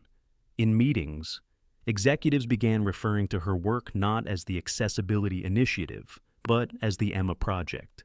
They wanted her front and center in campaigns, interviews, articles, and though part of her was grateful, another part of her began to tighten with unease. One afternoon, as she was leaving a meeting, Vanessa caught up to her in the hallway, her tone casual but her eyes sharp. "Quite the celebrity. Aren't you?" Emma blinked. "I didn't plan for any of this." "Of course you didn't," Vanessa said smoothly. "No one ever plans to go viral. It just happens to the right story." She smiled thinly, then leaned in a little closer. "Just remember, stories fade, systems stay." The words lingered long after Vanessa walked away. That evening, Daniel called her into his office. His desk was scattered with press clippings and social media reports. "You're everywhere," he said, gesturing toward the screen. "Even CNN wants to feature you." Emma shifted in her seat. "It feels strange," she admitted. "I wanted the message to matter, not me." Daniel nodded slowly. "That's exactly why it's working. But," he added after a pause, "not everyone will see it that way." She looked at him, unsure. "What do you mean?" He sighed, leaning back in his chair. "Silverline has people who don't like attention drawn to its weaknesses. The fact that you're being celebrated for fixing what we overlooked, well, not everyone's cheering. Some will see this as a challenge to their power." The words hit her harder than she expected. She wanted to believe goodness spoke for itself, that integrity was its own protection. But in rooms filled with egos and agendas, even sincerity could be seen as threat. Over the next few days, the air inside Silverline began to shift. Meetings she wasn't invited to. Projects reassigned without notice. Colleagues who used to greet her warmly now kept their distance, as if afraid her light might draw unwanted attention to them. Still, she kept working. She told herself that staying quiet was strength, that the only way to keep her message clean was to let her work stand taller than her pride. But the storm was building. One morning, she arrived to find a company-wide email praising her speech but subtly reframing it. The message credited the Silverline leadership team for inspiring this remarkable voice of inclusion. Her name appeared halfway down, almost as a footnote. Emma read it twice, then closed her laptop slowly. A familiar ache spread in her chest, not anger, not even disappointment, just the quiet grief of seeing truth dimmed for convenience. That night, she walked home through the city, the air cold against her cheeks. Her reflection followed her in every glass window, smiling from posters, thumbnails, headlines. But in real life, she felt small again, ordinary. When she got home, she didn't turn on the lights right away. She sat by the window, the city glowing beneath her, and opened her phone again. There, among the hundreds of messages, one stood out. It was from a woman in her 50s, with a deaf daughter. When my girl was born, people told me she'd never connect with the world. Watching your video, she signed your name for the first time. She said, "She listens like I do. Thank you." Emma put the phone down slowly. Tears filled her eyes, soft and unhurried. The noise, the politics, the jealousy, they all faded for a moment. This, she thought, was the point. The next morning, she walked into Silverline with her shoulders a little straighter. The whispers didn't stop, and neither did the headlines. Some praised her, others questioned her motives. A few called her a manufactured hero. But Emma had learned something her critics didn't understand. Fame wasn't the reward, it was the test. And the test was simple. Would she let noise drown out purpose, or would she keep listening for the quiet truth beneath it all? In a meeting later that day, someone asked her what her next goal was. She paused, then smiled gently. To make sure no one ever has to fight this hard just to be heard. The room fell silent. Daniel, seated across from her, gave a slow nod, outside, through the wide windows. The city pulsed with light billboards, screens, moving stories. Somewhere among them, Emma's video still played, still spreading, and while some saw it as a spark of fame, others, those who needed it most, saw something different. A bridge, quiet, steady, still standing. And Emma, watching that light flicker across the glass, knew one thing for certain. It wasn't her voice the world had fallen in love with. It was the silence she'd taught them to finally understand. The email arrived early Monday morning, short and formal. Please report to Human Resources at 10:00 a.m. for a procedural review.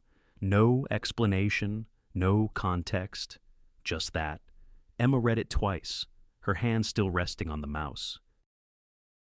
The office around her buzzed with ordinary sounds, phones ringing, printers whirring, small talk over coffee, but everything inside her had gone quiet. She knew what this was, the kind of meeting people didn't talk about afterward. By 9:58, she stood outside the HR office.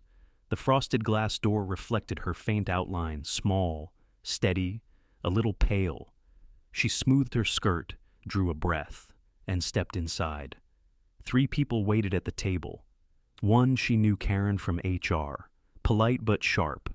Beside her sat a man from legal, expression unreadable. And across from them, Vanessa. Emma. Karen began with a professional smile. "Please, have a seat." Emma sat. Her heartbeat was slow, deliberate. "This isn't disciplinary," Karen continued. "It's a procedural check. Given your recent visibility, we want to ensure all policies have been followed appropriately, public communication, external engagements, that sort of thing." Emma nodded. "Of course." Karen slid a folder across the table. "There are concerns about the media appearances that followed your conference speech. Some feel that personal representation may have overshadowed company messaging. The words were careful, rehearsed." Emma looked down at the folder, but didn't open it. "I wasn't contacted by the media directly," she said softly. "They used public footage. I didn't give any statement without clearance." Vanessa leaned forward slightly, her tone smooth. "It's not just about statements, Emma, it's perception. When your face becomes the story, it can confuse the brand's priorities." Emma met her eyes, calm but steady. "With respect, the brand's priority is communication, understanding. That's what I was asked to represent." A small pause hung in the air. Karen cleared her throat. "We're not questioning your intentions, Emma. We just want to be sure boundaries are respected. Silverline values initiative, but also order." Emma felt the weight of the words underneath. "Stay in your place." She folded her hands together in her lap, letting the silence breathe before answering. "I understand. But if the message reached people who felt unseen, then I believe we did something right. That's not disorder. That's progress." The man from legal finally spoke, his voice low and even. "You have to understand, Miss Clark, change, especially public change, can create discomfort. It's our job to manage that discomfort before it becomes disruption." Emma nodded slowly. "And it's mine," she said quietly. to remind us that discomfort is often the first sign something real is happening. Vanessa's smile didn't falter, but her fingers tightened around her pen. Karen exhaled, closing the folder gently. "We appreciate your cooperation. Emma, there's no formal issue at this time, just be mindful moving forward." "Always," Emma replied. When she stepped out of the office, the hallway felt colder. The hum of fluorescent lights pressed against the silence like static. She walked back toward her desk, her heels echoing softly on the tile. No one looked up, but she could feel eyes flicker briefly in her direction, then away. She sat down slowly, opened her laptop, and stared at the screen for a moment before typing. Her hands were steady. Her heart wasn't mindful. It was such a careful word. It meant quiet. It meant don't move too fast. But Emma had learned something from silence. It didn't mean absence. It meant intention. It meant choosing when and how to speak. That afternoon, she went back to work. She finalized an accessibility audit, responded to 3 emails, and scheduled a training session for the following week. Every action was deliberate, precise. She didn't argue, she didn't complain, she just continued. By evening, the office had emptied. The sky beyond the windows had turned the color of ink, streaked with thin trails of light from the city below. Emma packed her things, paused by the door, and glanced back once at her desk. On it sat a small card, white, simple, with embossed letters, Accessibility Liaison. She picked it up, turning it over in her hand. The title that had once felt like a door opening now felt heavier, like a key she had to guard carefully. As she slipped it into her bag, she thought of Luke, how he'd face stares, whispers, and people who spoke about him instead of to him. He had never fought back with noise. He had smiled, signed, and waited until people learned how to listen. Maybe that was her way too. Not silence as surrender, but silence as strength. The next morning, Daniel found her in the break room, stirring her tea. "I heard HR called you in," he said quietly. Emma looked up, startled but calm. "Yes, it was procedural." He studied her face. "You okay?" She hesitated, then nodded. "I think so." He leaned against the counter, lowering his voice. "You should know this wasn't random. Some people higher up are uncomfortable with how visible you've become. They'd rather the spotlight stay controllable." Emma stirred her tea once more, the spoon clinking softly against the cup. "That's fine," she said. "I'm not chasing light." Daniel's eyes softened. "No," he said, "but sometimes the light finds people who aren't afraid to hold it steady." Their eyes met briefly, a quiet understanding between them. Then he left, leaving her alone with her thoughts and the faint hum of the coffee machine. She stood there for a long while, watching the steam rise from her cup. Outside, the city kept moving its rhythm indifferent, its noise constant, but somewhere beneath it all, a quieter rhythm pulsed steady, deliberate, unbroken. Emma knew then that this was the price of change, that every bridge built between silence and understanding would shake before it held. She lifted her cup, took a slow sip, and whispered to herself, almost like a promise, "Let it shake. I'll hold." And somewhere, in the stillness between those words, the light found her again, soft, patient, unafraid. Rumors have a strange way of moving. They don't rush. They drift, slow and silent, slipping through conversations like smoke. Emma could feel them long before she heard them. A certain pause when she entered a room, a lowered voice in the hallway, the sudden end of laughter when her footsteps drew near. No one said anything to her directly, but she knew, she always knew. The stories were changing shape. The once inspirational young woman had become the opportunist. The rumors said she used her brother's story for sympathy, that she leveraged her viral fame to climb. Some said her kindness was calculated. Others whispered that Daniel had taken a special interest in her success. At first, the words stung, then they dulled, like a bruise fading, but never fully gone. Emma had learned long ago that silence could wound, but it could also protect. So she stopped listening and started building. One quiet afternoon, in a small meeting room no one used, Emma pinned a blank sheet of paper to the wall. At the top, she wrote 3 words in blue ink: True Voices Project. It began as a small idea, a series of short videos where employees could tell their own stories, in their own way, not polished, not scripted, just honest. Stories of the people no one usually heard: the janitor who worked nights to pay for his daughter's school, the assistant who cared for her elderly mother, the designer who lived with a stutter but dreamed of teaching. She sent an email to a few trusted colleagues. If you have a story, or know someone who does, let's give it a voice. The replies trickled in slowly, shyly, a handful at first, then more. Every Friday evening, after most people had gone home, Emma stayed late, recording those stories in a small corner room with soft lighting and an old camera borrowed from the media team. She asked simple questions. What keeps you going? What's something people don't see about you? And as people spoke, hesitant at first, then freer, the room filled with something she hadn't felt in a long time. Truth. Not the corporate kind, but the kind that breathes. The first video featured Maria, a quiet receptionist who had been at Silverline for 15 years. She spoke about losing her husband, about showing up to work each day because being around voices reminds me I'm still part of the world.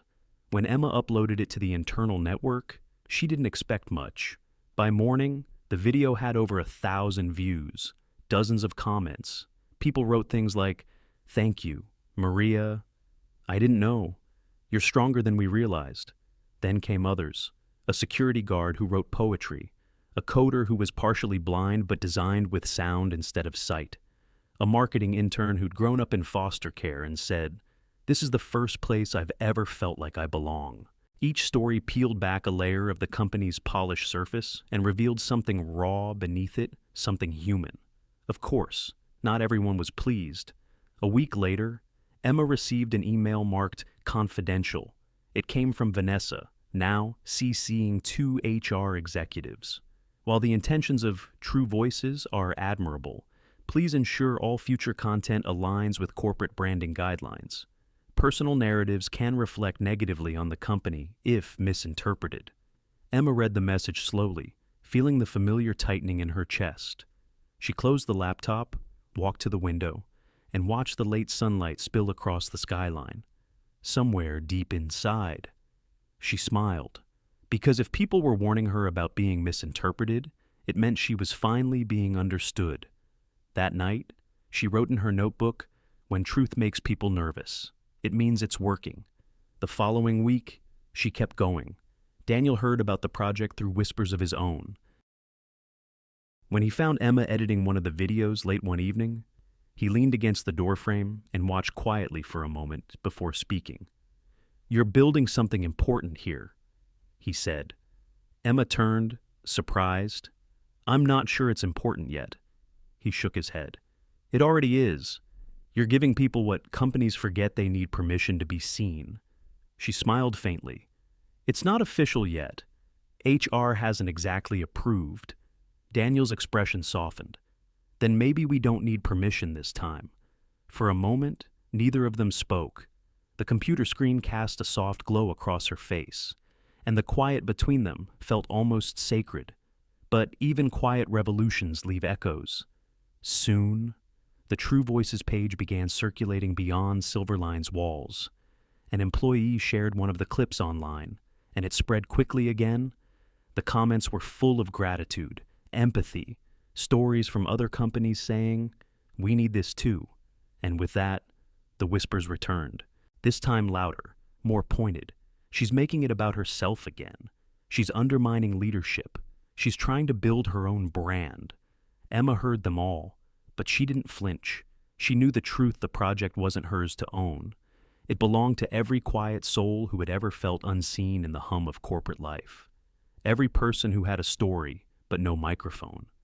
One evening, after uploading another video, a young intern signing her message to her late father, Emma sat alone in the dark room. The glow of the monitor reflected in her eyes. She could feel the fatigue deep in her bones, but beneath it was something steady, unbreakable. The company might not thank her for this. Some might even try to stop her. But she no longer worked for their approval. She worked for their awakening. As she packed her bag to leave, her phone buzzed with a message from Daniel. Just 5 words. Keep the voices coming. Emma. She smiled quietly, slipped the phone back into her pocket, and walked out into the night. The office lights flickered behind her, hundreds of small squares glowing in the dark. Each one, she thought, could hold a story waiting to be told. And maybe that's what True Voices was all along. Not a project, not a movement, just a reminder that even in the noisiest halls of power, silence still had something to say. The message came on a gray morning, simple and cold, effective immediately. The True Voices platform will be suspended pending executive review. There was no signature, no explanation, just a decision made somewhere high above her reach. Emma read it twice, her breath catching somewhere between disbelief and fatigue. Around her, the office moved as usual, emails, meetings, laughter that didn't belong to her anymore. But for the first time since she'd joined Silverline, she felt something snap quietly inside her. Not anger, exactly. Clarity. She walked straight to the media server. The True Voices folder was already gone, deleted. Every story, every clip, every quiet confession erased. Weeks of work, months of courage, silenced with one keystroke. Her hands trembled slightly as she opened her laptop. Access denied. She sat there for a long time, staring at the empty screen. Then she whispered, "So, this is how they end stories. But not this one."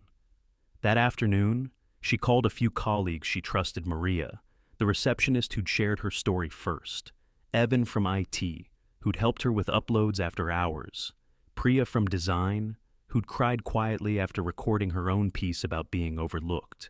They met in the small cafe across the street, the kind with soft jazz and coffee that smelled like courage. Emma placed her phone in the center of the table. They shut it down. She said simply. Maria's eyes widened. All of it, Emma nodded. Deleted. Evan leaned forward. I can recover some of it.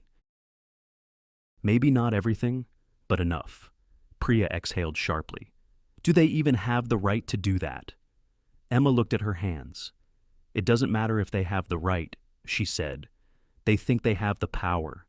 Silence stretched between them, the kind that decides whether people give up or begin again. Then Maria said quietly, "Then we'll start over." That was all it took. Over the next few days, they met after hours, sometimes in the break room, sometimes in Evan's tiny apartment with its flickering lamp and the constant hum of his computer. They pieced together whatever files they could recover, gathering screenshots, saved drafts, old clips that had been shared privately.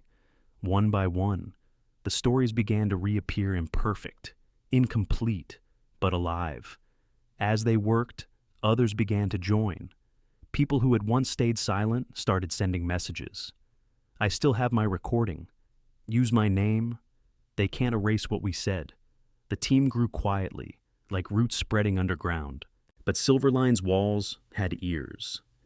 One morning, Emma arrived to find a memo waiting on her desk. Reminder: unauthorized data retrieval or sharing violates company policy. The tone was polite. The threat underneath wasn't. She folded it neatly and placed it in her drawer. That evening, Daniel called her into his office. His face was unreadable. I've been hearing things, he said softly. Emma met his gaze. Then you already know. He hesitated.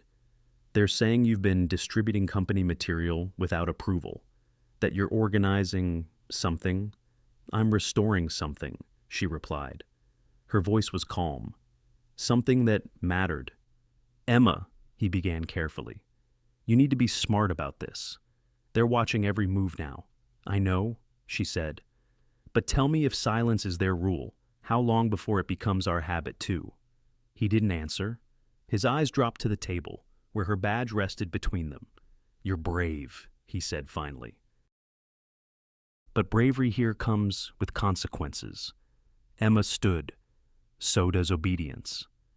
When she left his office, she felt his gaze follow her to the elevator, heavy with something like worry and something like pride. That night, the small team gathered again. They had collected over 40 clips by now. Emma played one Maria's. Her voice filled the room. I used to think my story didn't matter, but now I know every quiet person has a sound waiting to be heard.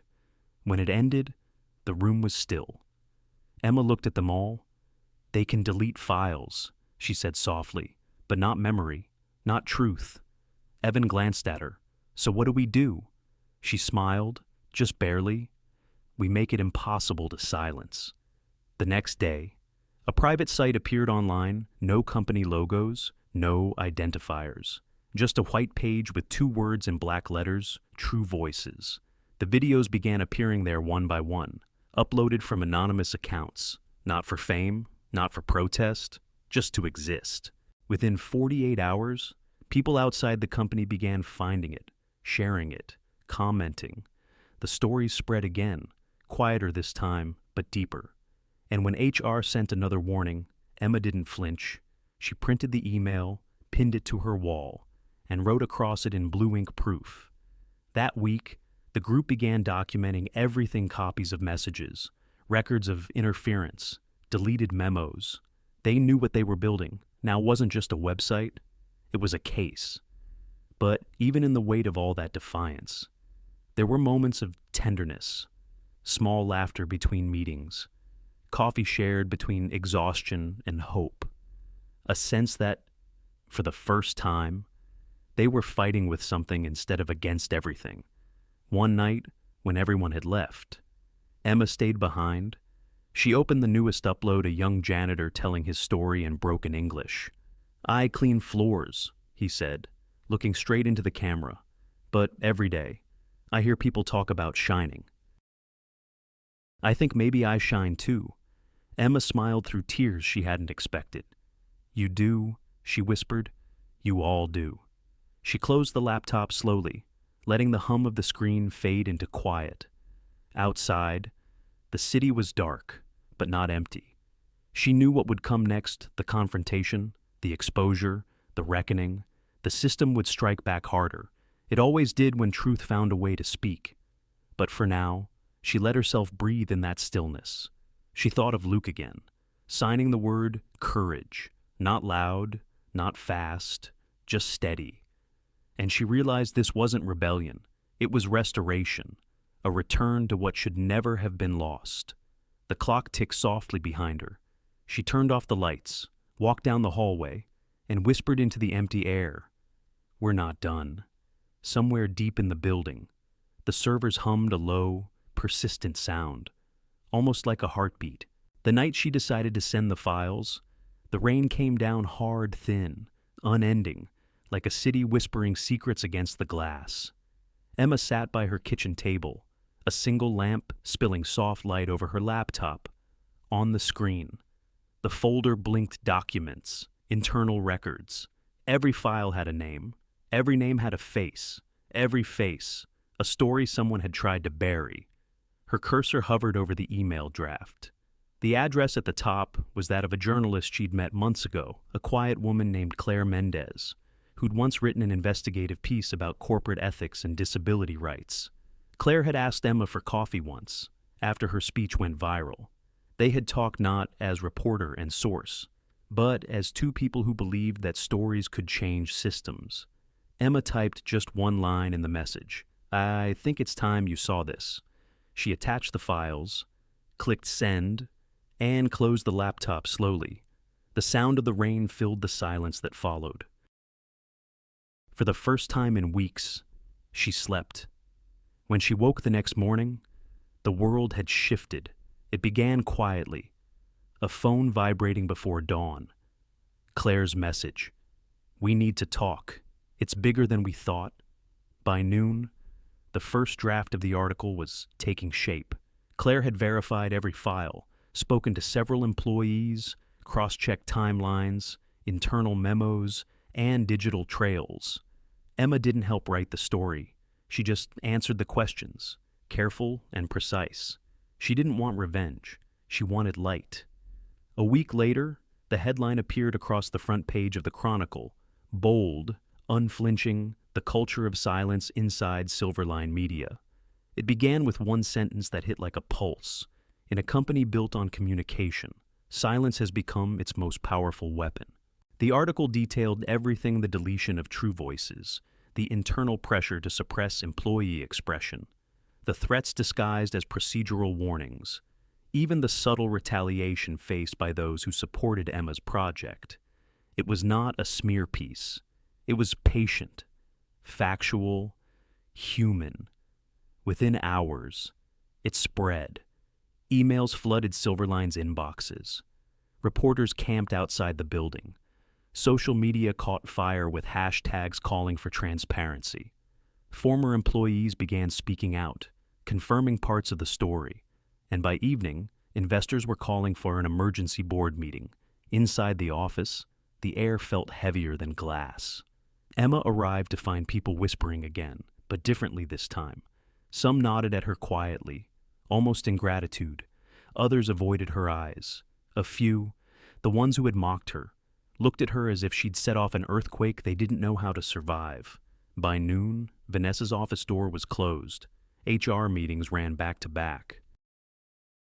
The walls themselves seemed to hum with the sound of panic. Emma said nothing. She sat at her desk, working quietly, as if this storm had nothing to do with her. Daniel came by mid-afternoon. He didn't say a word at first, just leaned against the doorway, watching her type. Then softly, "It's out, I know," she said, eyes still on her screen. He hesitated. "You realize what this means for you?" She looked up then, her voice calm. "For me or for them?" He didn't answer right away. Then, quietly, "Both." Outside, thunder rolled through the city like a warning. That evening, Claire's piece was featured on national television. Her closing line echoed across millions of living rooms. In a place where stories were once erased, one woman decided that silence was no longer safety. It was surrender. Emma watched from home, wrapped in a blanket, the city lights reflected in her window. Her phone buzzed non-stop messages from strangers, from colleagues, from people she'd never met. Some thanked her, some called her reckless. One simply said, "You reminded me that kindness doesn't mean quiet." She turned off the phone, leaned back, and closed her eyes. The next day, Silverline's board issued a public statement promising an independent internal review. They called it an unfortunate misunderstanding of company protocol. But the words sounded hollow. People had already seen the truth. By week's end, the shareholders released their own demand for transparency, for leadership accountability. The story had become impossible to contain. The silence that once protected those in power was now a wound bleeding in the open. And through it all, Emma stayed steady. She still came to work on time, still greeted people in the elevator, still took her lunch at the same corner table by the window. But something about her presence had changed. She wasn't invisible anymore. One afternoon, Maria stopped by her desk. "You did it," she whispered. Emma shook her head gently. "We did," then she smiled, tired but certain. "And this is only the beginning." The days that followed were strange, a mix of chaos and clarity. Journalists called, HR scrambled, departments held emergency meetings about culture alignment. Yet beneath all the noise, a quiet kind of hope began to rise. People started talking again, not in whispers, but in honest voices. A junior analyst suggested a company-wide open forum. An intern proposed relaunching True Voices under employee control. Even those who had once feared being seen began stepping into the light. And one night, when Emma returned home late, she found a letter waiting by her door. No name on the envelope. Inside, a single piece of paper, handwritten in neat blue ink. "For a long time, I thought silence was safety. But you showed me it's just another kind of cage. Thank you for unlocking the door." She held the letter for a while, her fingers tracing the ink as if touching something sacred. Then she placed it beside her brother's photo on the shelf. The city outside glowed faintly, restless but alive. Somewhere, sirens wailed, somewhere else. Laughter broke the night. Emma exhaled slowly. Truth had finally stepped out of the shadows. And though it came with noise, risk, and consequence, it also brought light. As she turned off the lamp, the room dimmed to a soft amber glow. Her reflection in the window looked calm, grounded, unafraid. For the first time, the silence around her didn't feel heavy anymore. It felt like space wide, open, waiting, and in that space, she whispered, almost like a vow, "Let them hear it all." The city answered with the hum of rain against glass, steady, unstoppable, just like the truth itself. The morning was clear, the kind of pale gold light that made even glass and steel look soft. From her new office window, Emma could see the city stretching wide, busy, humming, unaware of the quiet storm that had just passed. On her desk sat a single envelope embossed with the Silverline logo. Inside, one sentence that would change the course of her career. "The board of directors has approved your appointment as head of ethics and inclusion, effective immediately." She read it twice, then once more, slower this time, letting the words settle into her like sunlight after rain. No ceremony, no applause, just a moment of stillness, heavy with everything that came before it. The fear, the fight, the fragile hope that truth could outlast noise. Down the hall, boxes were being carried out of Vanessa's old office. The nameplate had already been removed. Emma watched as the movers closed the door for the last time. There was no satisfaction in it, only a quiet kind of release. Vanessa had been reassigned to Silverline's smaller European branch, the kind of transfer that wasn't punishment, but everyone knew it wasn't a promotion either. Emma had heard she left without saying goodbye. That felt right somehow. Some stories ended not with fireworks, but with footsteps fading down a hall. When Emma first stepped into her new office, she noticed something small but unexpected: a plant on the windowsill, still alive, though barely. Its leaves had curled from neglect, but when she touched them, they felt warm, alive enough to try again. She watered it gently, whispering, "Let's both start over." That afternoon, Daniel stopped by. He didn't knock, just appeared at the door with that half smile she'd learned to recognize, the one that carried both admiration and a trace of worry. "So," he said softly, "looks like the board finally caught up with you." She smiled. Or maybe they just ran out of reasons not to. He leaned against the doorway. "They made the right choice. You turned a PR nightmare into a vision." She looked at him then. Really looked the man who had quietly shielded her when others wanted her gone, who had seen something worth protecting long before anyone else did. "Thank you," she said simply. Daniel shrugged. "You did all the heavy lifting?" He paused, then added, almost as an afterthought, "For what it's worth. I'm proud of you." The words caught her off guard. She didn't answer right away. Just nodded, eyes soft. He left soon after, his footsteps fading into the low hum of the office. Later that day, Emma stood before her new team, half of them strangers, half familiar faces who had once watched her from afar. She could see curiosity in their eyes, maybe even doubt. She understood. To them, she was the intern who had broken the rules and somehow ended up running a department. She began quietly. "This isn't about policy or reputation. It's about people." She let the silence sit for a moment, then continued. "We're not here to make the company look good. We're here to make it good." There was a long pause before anyone spoke. Then Maria, seated near the back, smiled and began to clap. One by one, others joined in, not loud or forced, but real. And just like that, the air shifted. Over the next weeks, Emma poured herself into rebuilding the foundation from which true voices had been born.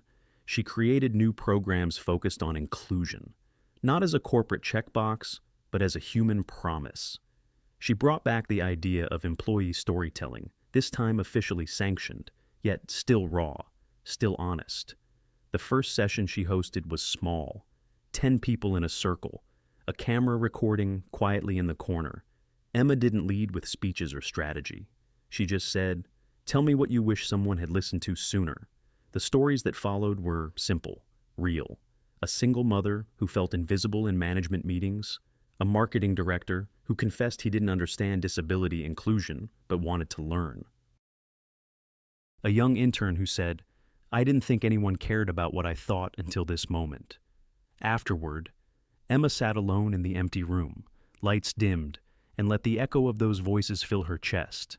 They didn't sound like victory, they sounded like beginning. That night, as she packed up to leave, she found a note slipped under her door.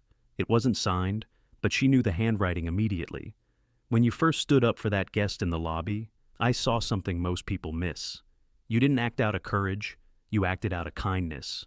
Turns out, that's rarer and stronger, never lose that." Below the note, a small initial D, H. She smiled, folding it carefully before tucking it into her notebook. Outside, the air was cool. She walked through the lobby, the same one where it all began, the polished floor reflecting soft lights, the faint buzz of conversation. And for a fleeting second, she thought she heard a familiar rhythm of footsteps behind her, light and steady. She turned. No one was there.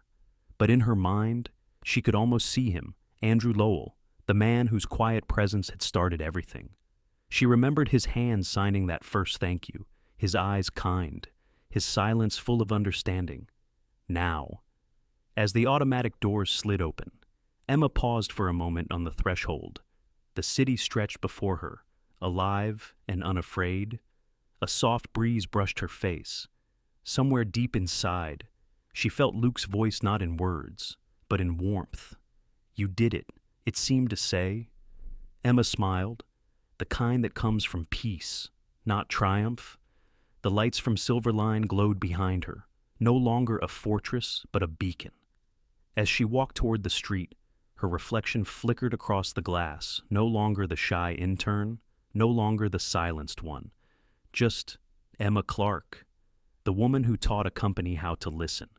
And in the quiet between steps, she thought, every ending is just another voice finding its beginning. The morning light came softly through the tall windows of Emma's new office, falling across the pale walls like a quiet benediction. The city was waking outside, cars gliding along wet streets, the hum of early voices, the rhythm of another day beginning. Inside, everything was still. Her desk was simple now, a single notebook, a cup of tea cooling beside it, and one framed photograph standing alone, Luke's picture. His smile, gentle and knowing, seemed to meet her eyes each time she looked up. Beneath it, in small handwritten letters, the words she had written herself, "Your silence taught me how to listen." For a moment, she stood in front of it, fingertips resting on the glass. The years between that childhood room filled with sign language and this office built on leadership and change felt like both a lifetime and a heartbeat. It wasn't victory she felt. It was peace, the kind that comes when something inside you finally finds its place in the world. Outside her door, soft laughter echoed down the hallway. The new interns were gathering for their first day, notebooks in hand, eyes bright with nervous hope. She took one last sip of tea, set the cup down, and walked toward them. The group quieted when she entered, like a small wave of anticipation moving through the air. Emma smiled, her voice steady but warm. "Welcome to Silverline," she began. "I know this place can feel big at first. It's easy to think your voice doesn't matter. But trust me, it does." They listened closely, the way people do when they sense the truth in someone's tone. She paused for a moment, choosing her next words carefully, letting them rise from something deeper than memory.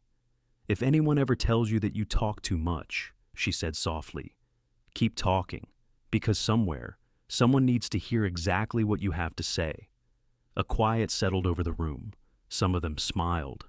One girl in the back nodded slowly, as if tucking the words away for later. Emma looked at their faces, their uncertainty, their quiet dreams, and saw pieces of herself in every one of them. The shy intern who once stood in a crowded lobby, unsure and unseen, was still there, but different now. She had found her voice, and more than that, she had learned to make room for others to find theirs. The meeting ended, and the interns drifted out, murmuring to each other, laughter echoing faintly down the hallway. Emma stayed behind, alone in the quiet again. She turned back toward her office, where the sunlight had shifted across the floor, catching the edge of Luke's photo. The golden light made it seem alive, as though he were right there, smiling back at her. She walked closer, touched the frame gently, and whispered, "We did it.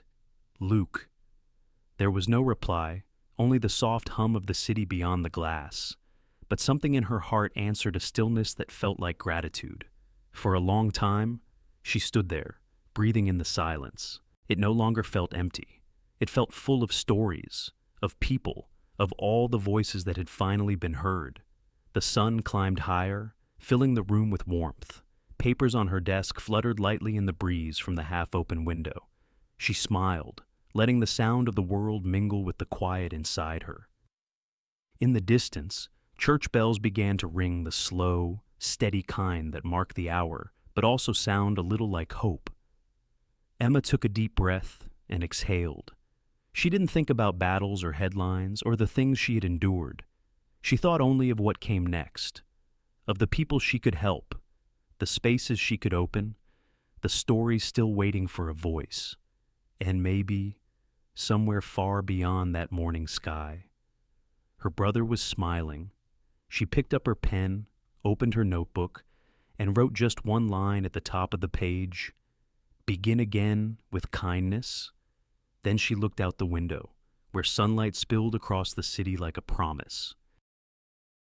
Her reflection in the glass showed a woman changed, yet somehow still the same, a listener, a bridge, a quiet flame. And in that golden light, Emma Clark closed her eyes, breathed deeply, and smiled. Because she knew some silences aren't empty at all. Some are simply the space where new voices are born. In the quiet strength of Emma's story lies a truth we often forget. Kindness can be as powerful as courage. Her journey reminds us that silence is not always weakness sometimes. It's the space where understanding begins.